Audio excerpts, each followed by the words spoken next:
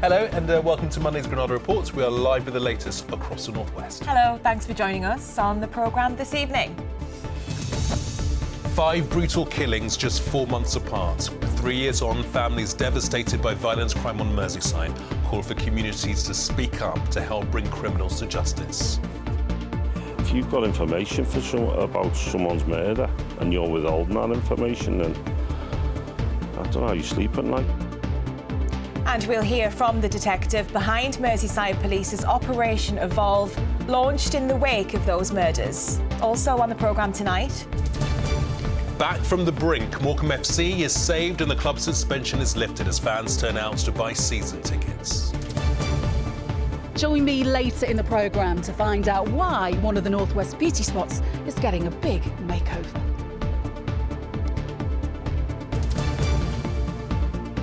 "50 years on from the archaeological dig, which uncovered an Augustinian monastery, trowels are back in the ground in Runcorn. Roll up for Stockport's Richard Madeley lookalike contest and a very unlikely winner. And weather-wise, for many parts, it was a bit of a cloudy day today, although Cumbria didn't do too badly. But what does the rest of the week have in store? I'll have the full forecast for you in just a bit.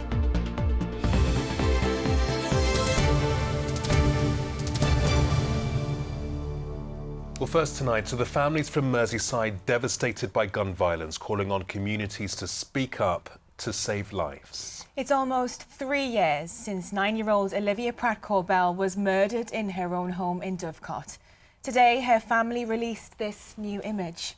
Well, her death came after a week of gun violence, which also saw Sam Rimmer and Ashley Dale shot dead. Later that year, Jacqueline Rutter and Ellie Edwards were both killed.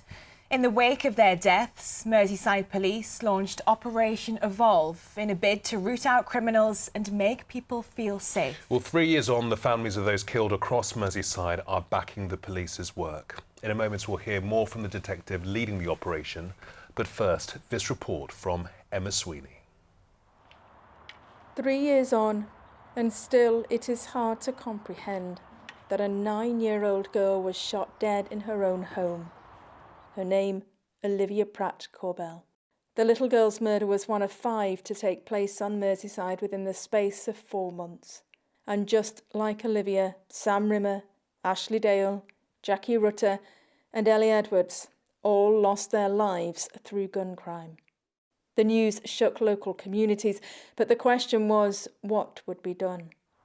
Police were given Home Office funding to launch an initiative known as Evolve, the aim to tackle criminality and its underlying causes. So the first phase, clear, is about disrupting and removing criminals from communities.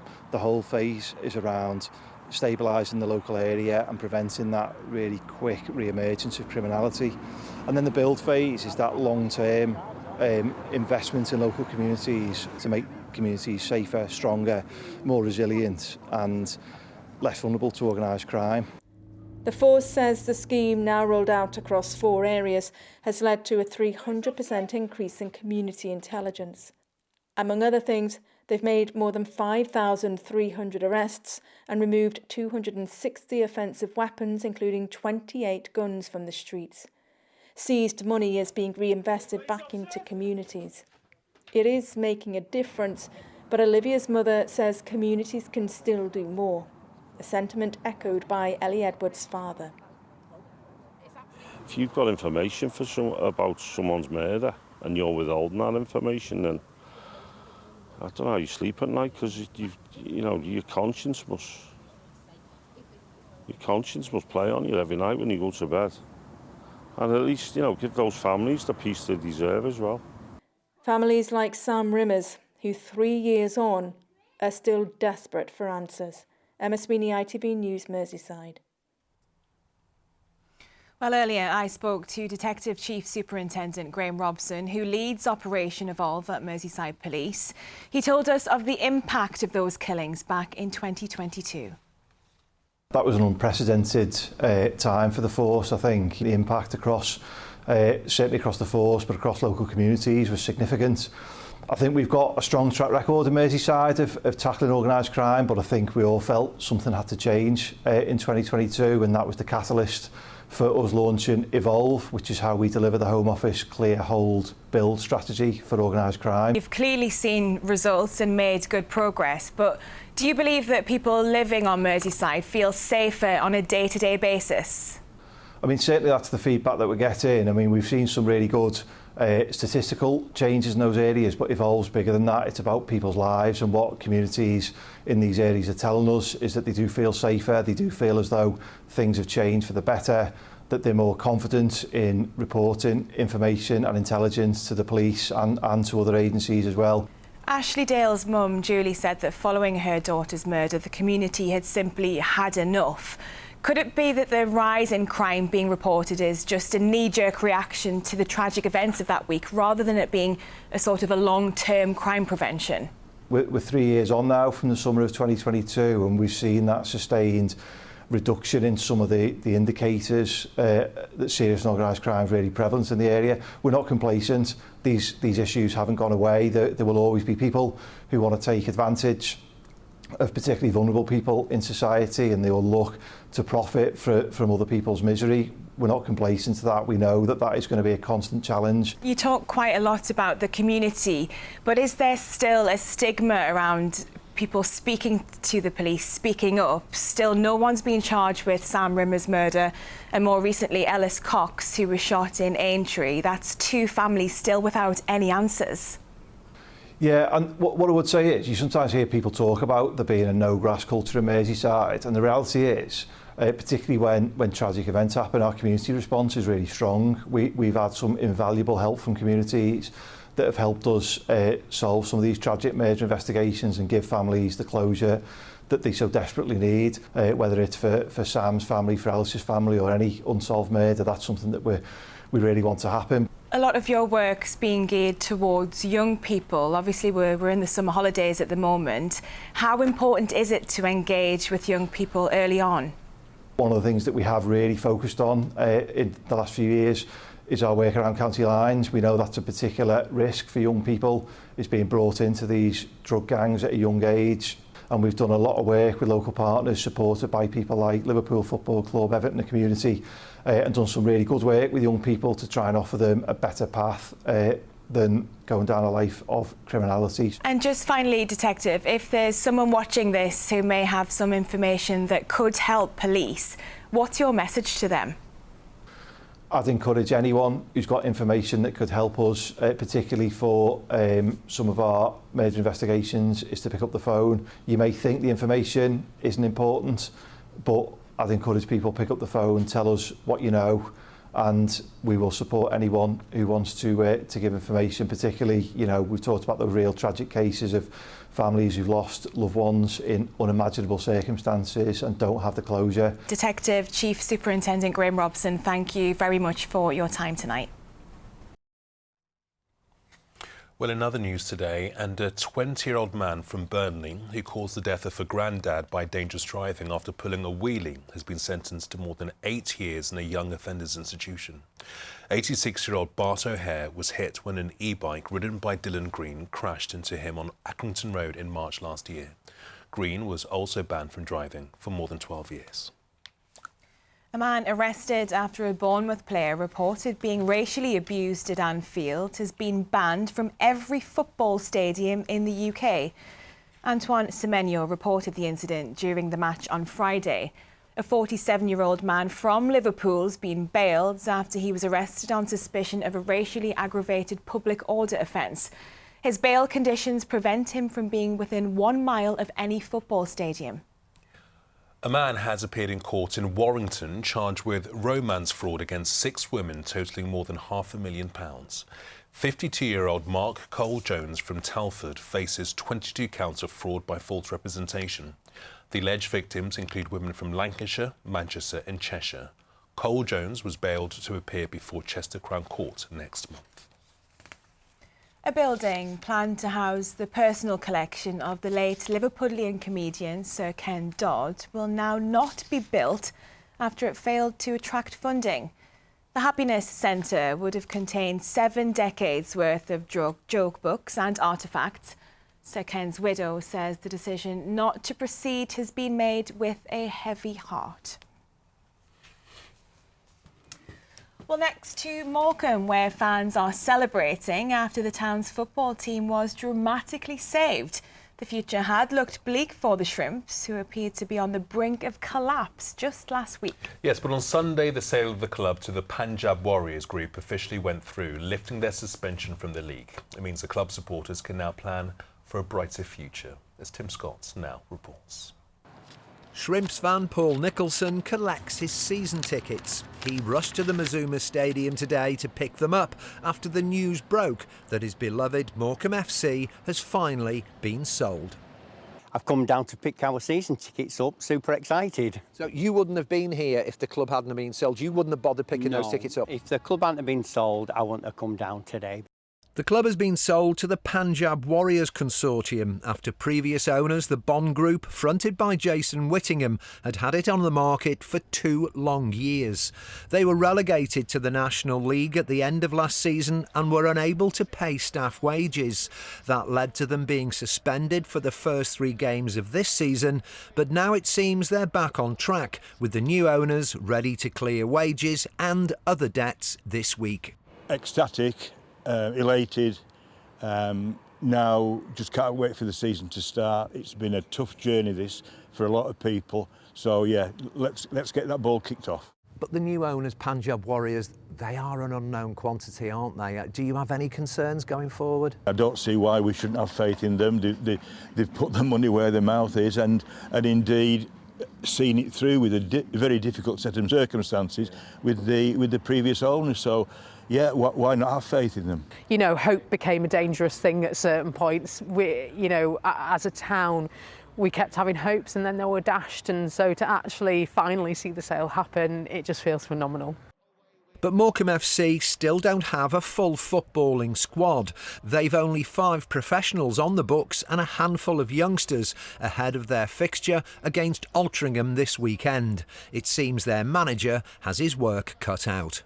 Derek Adams has got to rebuild a squad in approximately 5 days to meet the deadline for Saturday's game. So he's got a lot of work to do, and there's a lot of things to happen operationally for the football club as well. But for the Morecambe fans who've protested and waited years for new owners, this all looks like their prayers have finally been answered. A town without football isn't a town, is it? Let's get it right. Come on, up the Shrimps. Tim Scott, ITV News, Morecambe. Yeah, it really has been a tough old journey for Morecambe. Good to see them back on track. Here's what's still to come on the ITV Evening News at 6:30 with Mary. Coming up on the ITV Evening News, President Zelensky and European leaders meet Donald Trump for the next stage of peace talks. Here, a warning that the hot weather is pushing up the price of fruit and vegetables. And Downton Abbey bids a fond farewell with its final chapter by offering the chance to own a piece of TV history. Well, join me for those stories and more at 6:30. Well, next tonight, to the huge makeover currently taking place at one of the Northwest's beauty spots.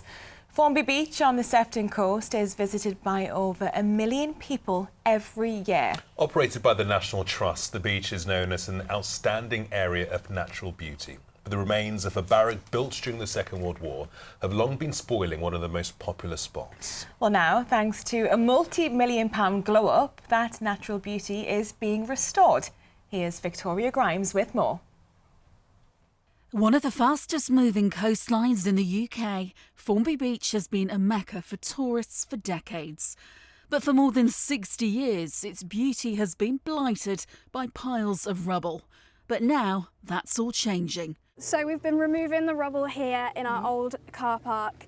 We reckon there's been about 80,000 tonnes. 80,000 tonnes of rubble? Yeah. This part of the beach has been closed since May to allow for the removal of a car park, originally created from the remains of a World War II barracks. We had a barracks called Harrington Barracks further up the road in Formby, and when that was demolished, rubble was removed and put here to make a new car park. People will have found bits of steel rebar, urinal walls, big chunks of brick, all of that. Urinal walls? Yes. So we're restoring this area for nature, and we are moving that rubble further inland into a replacement car park. So there will still be a car park? Yes, people that visit will still be able to park in a very similar sized car park to the one that was here. On such a fast-moving coastline, the rubble was blocking the way for the rare species like natterjack toads and sand lizards who live in the dunes. And the transformation has been extraordinary. Well, around 1.5 million people visit Formby Beach every year, and it's no surprise why, is it? It's absolutely stunning, and there's nowhere quite like it. Now, if you are familiar with the area, you'll remember that this used to be a car park over here, and look at that transformation. It's now a beautiful expanse of dunes, a place where the wildlife, that rare wildlife here, can flourish. So this is effectively, you've extended the beach and the dune area back to here where the car park was. Yep, so all of this will be returning back to nature. So all of this habitat is now all pristine new dune habitat. I don't think many people realise how important this area is for wildlife. Sand dune habitats are one of the rarest habitats in the whole of the UK. This coastline is obviously like a big corridor, so for these species to be able to move and adapt and to migrate up and down the coastline, they need to be able to come past this area. So this project's been going on for a long time, at least a couple of decades. We've been talking about this project here at Formby, and it's really important that it's done now, because it was getting to the point where it just became too pressing really of a concern. So we were seeing that huge disconnect for wildlife, and it was becoming a real safety issue for visitors as well. So we're actually going to be restoring this area back to nature, and we'll be hopefully preserving it for future generations to come. We're asking people on those busy sunny days to maybe consider visiting alternative beaches in the Wirral and the Sefton coastline, or using public transport to get here. So it will be worth it in the end then? We really think that this area will be so transformed, and people will really see the benefits it will bring both for themselves and for the nature that we've got here at Formby. It's hoped the work will be completed by spring next year. Victoria Grimes, ITV News, Formby. Great to see Formby undergoing a little glow up. Yeah, and mind blown to see how beautiful that part of the world is, isn't it? Yeah, it's gorgeous, isn't it? All right, time for sport now, and Everton kick off their Premier League season tonight at Leeds. Here's David. Yeah, they head across the Pennines to take on the newly promoted side, and there could be a first appearance for Jack Grealish in a Blues shirt since he joined on loan from Manchester City. Well, for the first time in years, Everton actually start the season with stability at the club thanks to their takeover last December by American owners. After their recent off-field troubles, well, Captain Seamus Coleman says it's actually nice for the focus to be on the football. Yeah, massive relief for us all just to be worried about the football side and not worrying about points and things like that, like we've had to do for the last 3 years. And very exciting to be bringing players in the door as well. And also as well, we've got to be patient as well. It's a new stadium, new players, and we're all very excited, but we also understand as well the Premier League's a tough league and we have to be ready to hit the ground running. Well, to the action now, and after seeing reigning champions Liverpool put 4 past Bournemouth on Friday, Manchester City scored just as many against Wolves as they started with a 4-0 away win. Afterwards, though, Pep Guardiola said his squad is too big, needs to be reduced. Once the talk of Old Trafford was goalkeepers after Manchester United lost 1-0 to Arsenal. Altay Bayindir dropping Onana is not putting Andre Onana with just 1 week without seeing a game, without time with training, the better team. So I'm happy with the players. Well, to our winners at North End on their way as they beat Leicester 2-1 at Deepdale. Well, in League One, Wigan enjoyed a 2-0 win at home over Peterborough United, despite going down to 10 men. Blackpool won 3-2 at Bloomfield Road against Huddersfield. In League Two, leaders Crewe made it 3 wins from 3 as they beat Crawley 1-0. Barrow scored in the 7th minute of added time to beat Notts County 2-1, and 2 first-half goals, including this free kick from Luke Garbutt, saw Salford win 2-1 against Accrington. Well, next, the fans protesting at the crisis-hit Super League side Salford Red Devils. Supporters gathered en masse to demonstrate against the owners, with numerous key players having left this season, staff being paid late and the team bottom of the league. Well, last week, the consortium in charge said the club wouldn't close and that it was working towards finding new funding to secure its financial stability. Since the new owners took over in February, the club's been run absolutely disgracefully. We just want to understand what is their motive, what do they want to do with this club moving forward. Give us the answers we want or walk away. My granddad, my father, my granddad, my uncles all supported Salford, and now it looks like it's the end. All of us go home and away. If we were to lose Salford, we'd lose everything. He's been going since he was 6-month-old, and we just want a club where he's going to remember the good times. But at the minute it's hard to say with these new owners what they've done to our club. Well, Salford's home game with Wakefield yesterday was cancelled due to player welfare concerns. However, there was a big win for St Helens, who are now up to third. They ran in 9 tries to hammer Huddersfield 52 points to 4. In cricket, Manchester Originals' Sonny Baker celebrated his England call-up by taking a hat-trick of wickets in their win over the Northern Superchargers in the 100. After their women's team had already won at Emirates Old Trafford, Baker's brilliance then helped the Originals men to victory by 57 runs. Now, we've had a weekend of North West winners. In the darts, Warrington's Luke Littler followed up victory in Australia by beating Luke Humphreys in the final of the New Zealand Masters.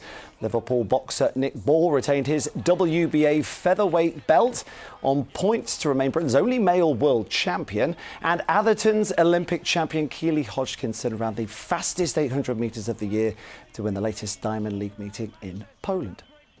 That actually was Keely's first race since winning gold at last year's Olympics in Paris. Looking good ahead of next month's World Championships as well. She is unstoppable, isn't she? Fingers crossed, yeah, let's hope so. And I know we were just talking earlier about the great news for Morecambe with their financial crisis. Hopefully there can be a similar story with Salford Red Devils that can be resolved. Well, that's it, because you see, different sport, but similar talking, isn't it? That they say these are community clubs that mean so much. So, yeah, we wish them well for the future. Yeah, definitely. Thank you, David. Now, if you're trying to dig out your flip-flops and sun cream you took on holiday last year and can't find them, then how about looking for something that got misplaced 900 years ago? Archaeologists at Norton Priory in Cheshire have started a month-long dig on the site of the medieval abbey, looking for new treasures from the past. We dispatched our own ancient relic, Paul Crone, to deepest Cheshire to see how the dig is progressing.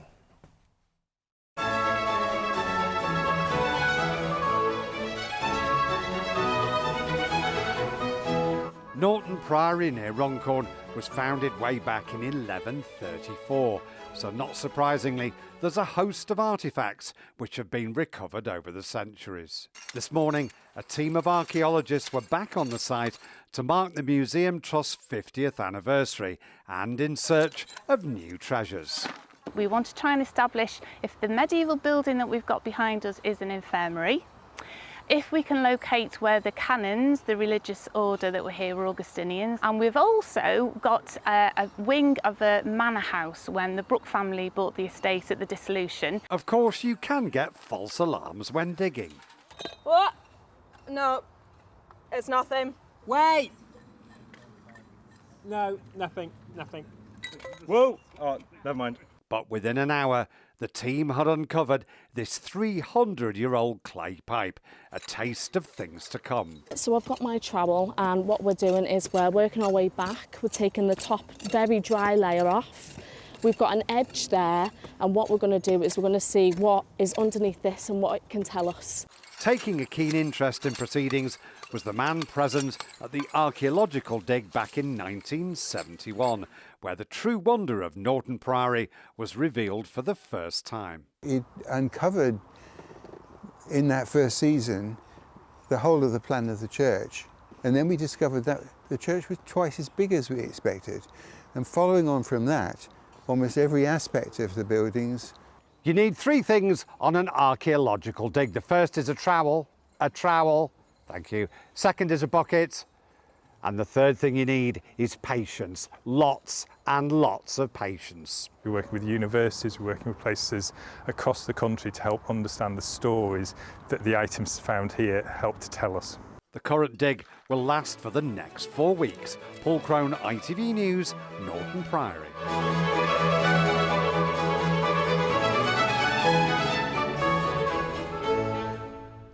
Yeah, happy hunting. Here's James with the weather.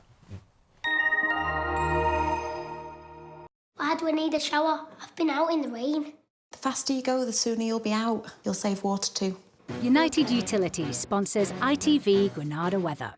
Hi there, good evening. A lot of cloud around today. We were hoping for a bit of a brighter start to the week, particularly further south. Cumbria did all right. The rest of the week, generally dry and settled. Brighter in the west, so that means pretty decent weather for us, but it is certainly going to feel a little bit cooler than last week. We do have a bit of a cold front drifting towards us for the latter part of the day tomorrow. Whilst it probably won't have a great deal of wet weather, which is still pretty welcome at the moment, what it does do is introduce a much lower dew point, so much less humid air, and that in turn will make things feel a little bit on the cool side. Add to that a generally northerly flow of air, it's certainly going to feel a bit on the fresh side. Overnight tonight, there's going to be more cloud piling in on top of all of the cloud that didn't shift today. It stops things from getting too chilly. It kind of gives us a bit of insulation. So we're looking at lows of around 13 to 15 Celsius. That sets us up for a fairly mild-ish start to the day tomorrow. A lot of cloud around, particularly up on the higher ground. But hopefully some of that will break up, and where you see the best of the brightness, fingers crossed we could get up to about 21 Celsius. So that's 70 in Fahrenheit. Now, you can see more cloud to the north of us. That's going to start pushing down tomorrow evening, might produce a little bit of drizzle. Once that clears though, what we get is the cooler, fresher conditions in the sense that it's much lower humidity. That should give us a half decent start to the day on Wednesday. Some good sunny spells, but it will feel cooler with highs of 20 Celsius. So sunny spells on Wednesday, variable amounts of cloud on Thursday, a brighter end on Friday. United Utilities sponsors ITV Granada weather. Now, if you found yourself in one Stockport park this weekend, you could be forgiven for thinking that your eyes were playing tricks on you. Yes, a handful of Richard Madeley lookalikes, or in some cases not so lookalikes, flocked to Alexandra Park for a Richard Madeley themed contest, drawing a crowd of more than 200 people. Well, we're delighted to say that the winner was rank outsider Larry the Pug, entered by his owner Molly. Don't take it personally, Richard. Yeah, don't take it personally, Richard. That is it from us. We are back tomorrow. We shall see you then. Have a good one. Take care. Bye-bye.